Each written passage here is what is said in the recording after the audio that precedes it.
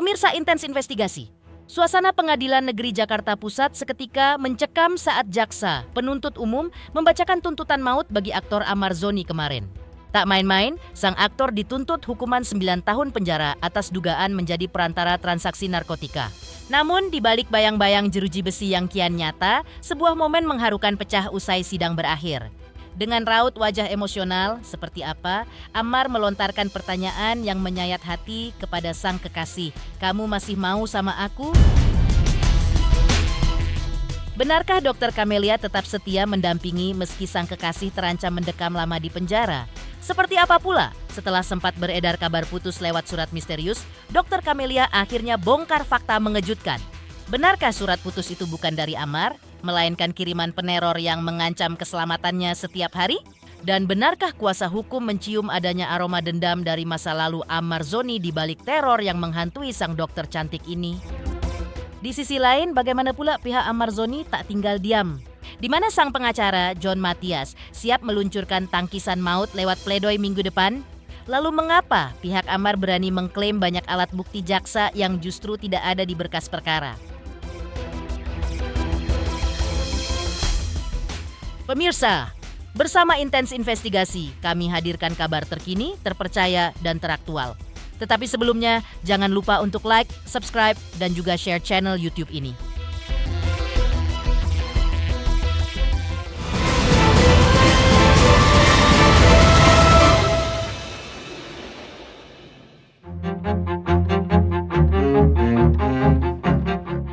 Dunia hiburan kembali dikejutkan dengan perkembangan terbaru dari sidang kasus penyalahgunaan obat-obatan terlarang yang melibatkan aktor Amar Zoni di Pengadilan Negeri Jakarta Pusat. Ya, dalam persidangan yang beragendakan pembacaan tuntutan tersebut, jaksa penuntut umum menuntut Amar Zoni dengan hukuman pidana penjara selama 9 tahun. Jaksa menilai sang aktor terbukti secara sah melakukan tindakan menawarkan diri serta menjadi perantara dalam transaksi jual beli narkotika golongan 1. Suasana di ruang sidang pun terasa begitu tegang saat jaksa penuntut umum membacakan poin-poin tuntutan yang cukup berat tersebut di hadapan majelis hakim dan tim kuasa hukum. Dan seperti inilah momen ketegangan yang terjadi selama proses pembacaan tuntutan terhadap Amar Zoni. Berdasarkan uraian tersebut di atas, kami jaksa penuntut umum dalam perkara ini dengan memperhatikan ketentuan undang-undang yang bersangkutan menuntut supaya Majelis Hakim Pengadilan Negeri Jakarta Pusat yang memeriksa dan mengadili perkara ini memutuskan 1.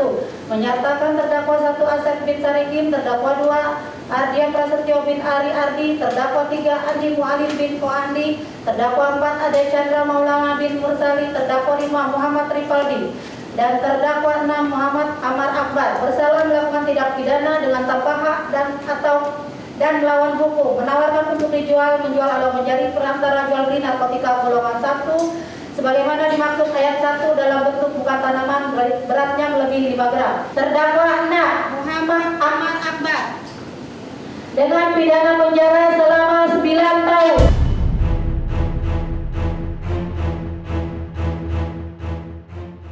Di balik ketegangan tuntutan hukuman yang membayanginya, sebuah momen mengharukan tertangkap kamera usai persidangan berakhir.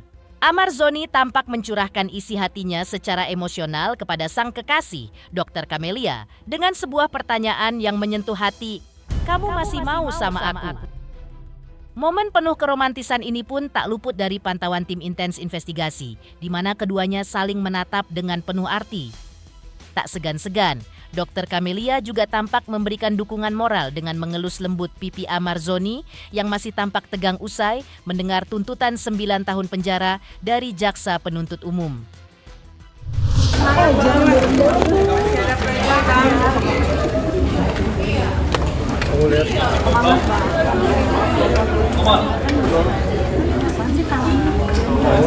Masih mau sama aku tanya kamu masih mau.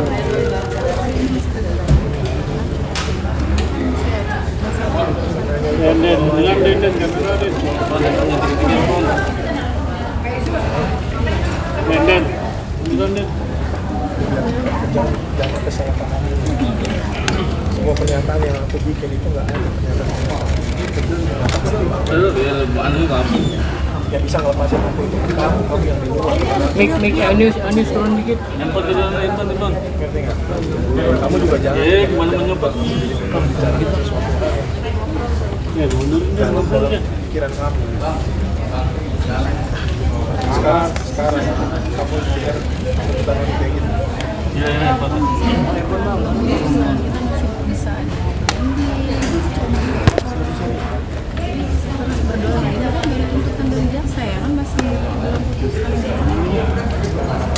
Oh, itu ada orang.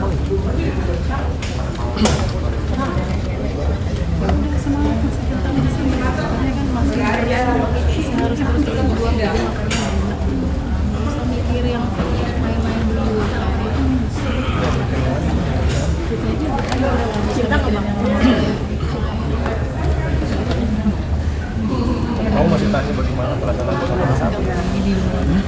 Itu kan yang kamu mau. Pengen tahu. Sekarang seharusnya pertanyaan itu bukan itu. Pertanyaannya aku yang harus nanya. Seberapa bagaimana perasaan kamu sama aku. Aku orang yang udah apa sekarang. Kamu lihat aku udah dituntut. Semua orang tahu. Enggak maksudnya. Kamu masih Bang, tahan nih bang. Masih bisa balik, Tahan ya bang. masih terus berjuang lah untuk supaya aku dan Bu Cici itu untuk kamu mendekat lagi. Aku masih support kamu. Bang Amar 9 tahun bang. Bang masih ada playboy.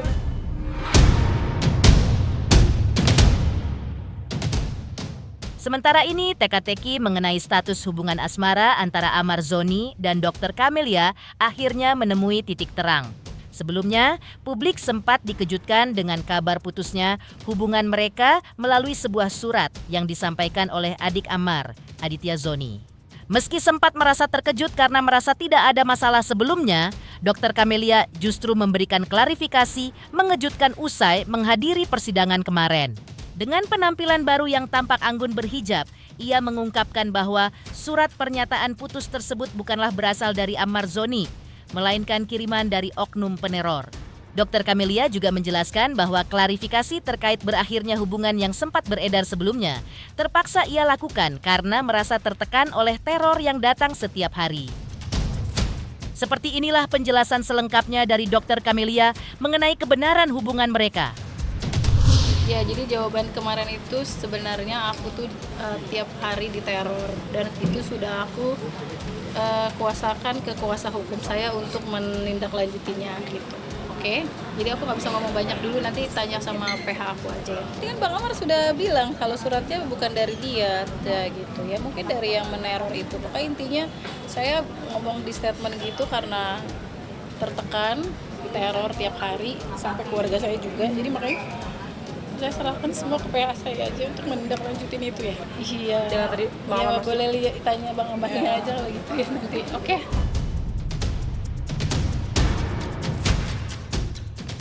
Rasa kecewa atas tuntutan 9 tahun penjara yang dilayangkan jaksa penuntut umum turut dirasakan oleh Dr. Camelia yang menilai hukuman tersebut terasa sangat berat bagi sang kekasih.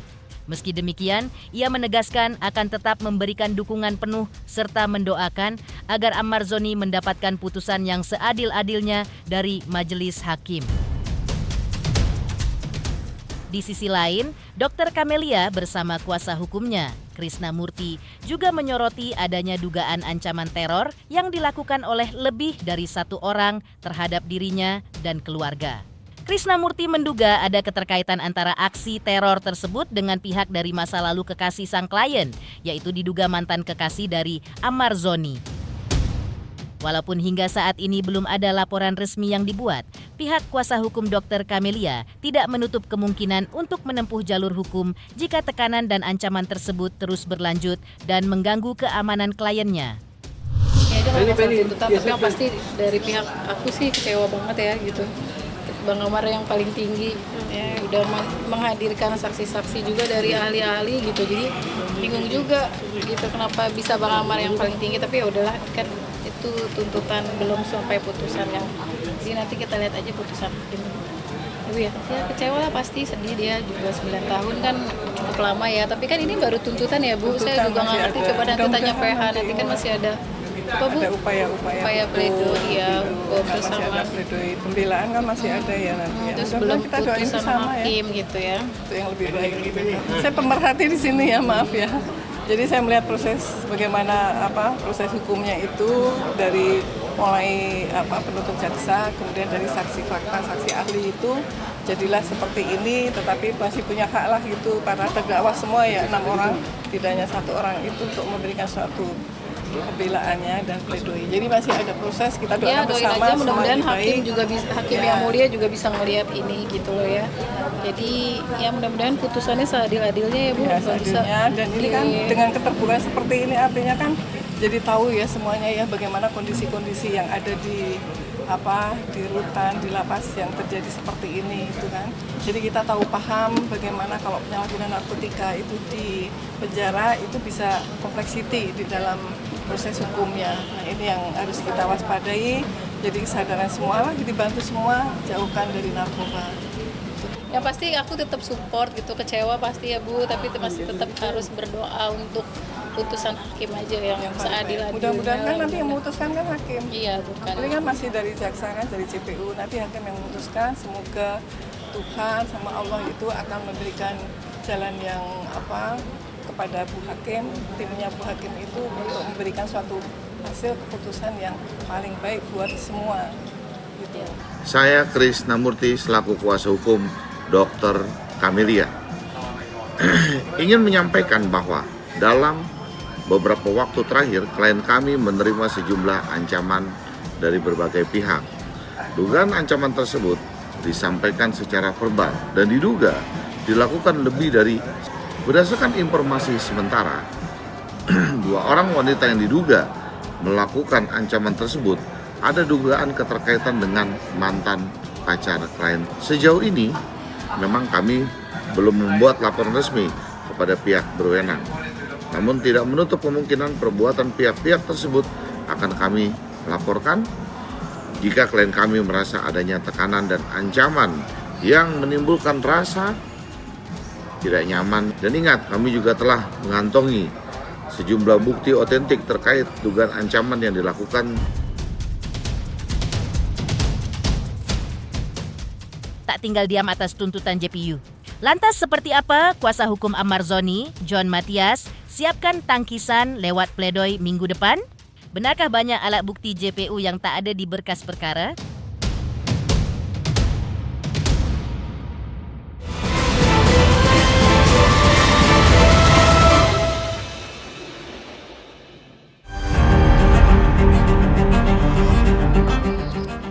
Pemirsa Intens Investigasi, menanggapi tuntutan 9 tahun penjara yang dijatuhkan kepada kliennya, kuasa hukum Amarzoni, John Matias, menyatakan bahwa pihaknya tetap menghormati tugas jaksa penuntut umum dalam persidangan tersebut. Meski demikian, tim kuasa hukum kini tengah bersiap menyusun nota pembelaan atau pledoi yang akan diajukan pada agenda sidang selanjutnya. John Matias menegaskan bahwa pihaknya akan menghadirkan bukti-bukti kuat untuk menangkis tuntutan jaksa. Seraya menyebut bahwa terdapat beberapa poin dalam tuntutan jaksa penuntut umum yang dinilai tidak berdasar karena tidak tercantum di dalam berkas perkara. Dengan persiapan yang matang, tim kuasa hukum menyerahkan penilaian sepenuhnya kepada majelis hakim demi mendapatkan keadilan bagi Amarzoni. Pertama-tama kita harus paham dulu, jaksa itu memang tugasnya menuntut, ya kan? Nah, berarti tuntutan jaksa ini kami sebagai pihak menghormati, ya kan? Karena apa? Karena itu memang tugasnya, dan kami nanti mempersiapkan diri dengan pledoi juga, dengan bukti-bukti juga. Nah, nanti hakim yang akan menilai. Ya kan kita belajar. Dulu kasus Samar tahun 2000 di Jakarta Barat tuntutan 12 tahun loh. Tapi kenanya 3 tahun. Nah, apalagi kita lihat tadi kan keputusan itu banyak didasarkan oleh alat bukti yang tidak ada dalam berkas. Maksudnya bukan itu kan saksi-saksi yang muncul belakangan yang tidak ada dalam berkas. Nah, ini kan itu jadi batu juga bagi kami untuk menangkis dari tuntutan sudah aku bilang, namanya dakwaan, ya tuntutan itu haknya jaksa, itu tugas yang diberikan oleh negara. Tapi bukanlah akhir dari perkara ini. Akhir perkara ini keputusan hakim.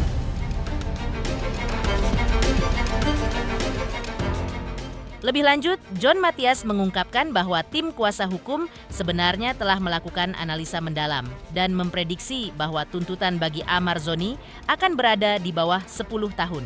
Sebagai langkah antisipasi, ia juga mengaku telah mengunjungi Amar di lembaga pemasyarakatan sebelum sidang tuntutan digelar. Kunjungan tersebut bertujuan untuk memberikan edukasi serta penguatan mental agar sang aktor siap menghadapi segala konsekuensi hukum yang dibacakan di persidangan. Persiapan ini dilakukan agar Amar tidak merasa goyah dan tetap tenang dalam menjalani proses peradilan yang masih terus bergulir. Berikut adalah penuturan selengkapnya dari John Matias. Ya tunggu aja lah kami pledoi nanti.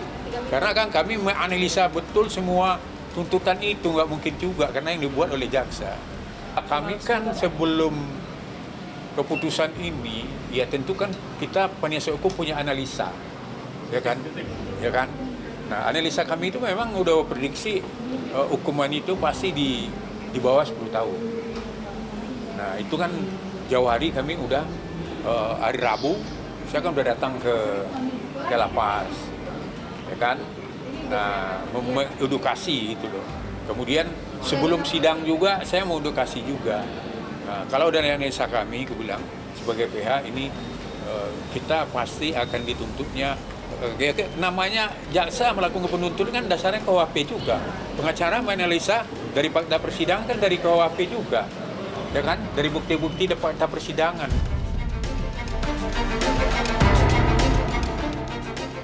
Pemirsa Intens Investigasi, jangan lupa saksikan terus Intens Investigasi dan pastikan jangan lupa untuk like, subscribe, share, dan juga komen.